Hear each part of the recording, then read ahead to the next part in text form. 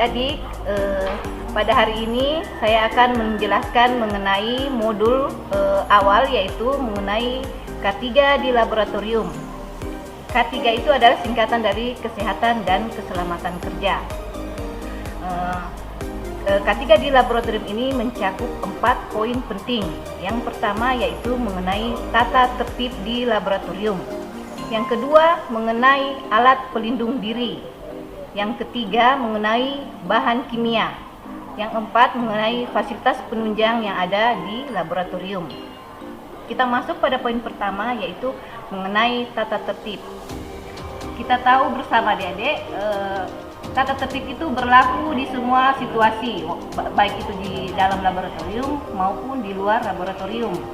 Nah, tata tertib di laboratorium itu dilaksanakan mulai dari kita masuk di dalam laboratorium sampai kita keluar dari laboratorium. Itu harus dipatuhi, tidak bisa tidak. Jangan dianggap sepele, karena itu berbahaya. Nah, tata tertib yang harus kita laksanakan, misalnya pada saat masuk jangan berombongan.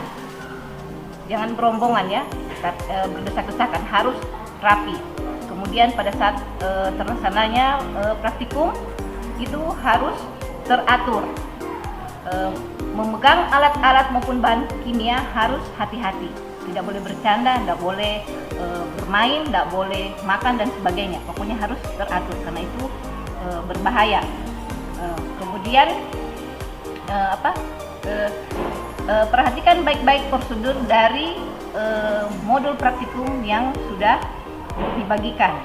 Nah, jadi pada saat masuk di laboratorium semua sudah tahu apa yang harus dilakukan, prosedur apa yang harus kalian lakukan. Poin kedua yaitu mengenai alat pelindung diri. Nah, ini ada 4 sebenarnya yang APD yang penting kita harus gunakan pada saat masuk di lab. Yaitu pertama, menggunakan jas laboratorium. Ini harus. Kemudian kedua, penggunaan masker yang sesuai standar. Sebenarnya kalau di laboratorium itu yang paling ideal untuk digunakan adalah masker N95. Tapi kalau ada masker bedah seperti ini, bolehlah dia. Itu kenapa kita harus pakai begini, untuk menghindari pengaruh dari bahan kimia yang kita gunakan, karena bahan kimia itu berbahaya. Jangan sampai masuk ke dalam tubuh kita, karena efeknya itu mungkin tidak akan kita rasakan sekarang, tetapi jangka panjang. Kemudian penggunaan handscoon atau sarung tangan. Nah, ini saya rasa adik-adik sudah tahu untuk apa fungsinya. Digunakan untuk dalam aktivitas kita untuk menghindari dari tumpahan bahan kimia yang akan kita reaksikan. Kemudian juga paling tidak menghindari dari misalnya pecahan kaca alat gelas, dan mungkin ada lagi fungsi lainnya. Kemudian kita masuk pada poin ketiga, yaitu bagaimana menggunakan bahan kimia, bagaimana memegang kontainer yang benar, kemudian bagaimana melihat lambang-lambang yang ada di kontainer bahan kimia tersebut. Nah,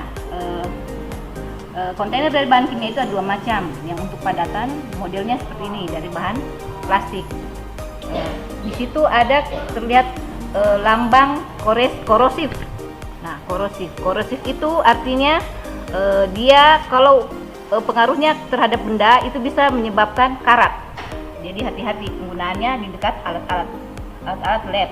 Kemudian pengaruhnya kepada manusia itu bisa menyebabkan iritasi.